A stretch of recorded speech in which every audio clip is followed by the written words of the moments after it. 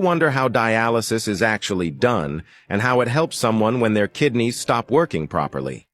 Dialysis is a medical process that cleans your blood when your kidneys can't do it anymore.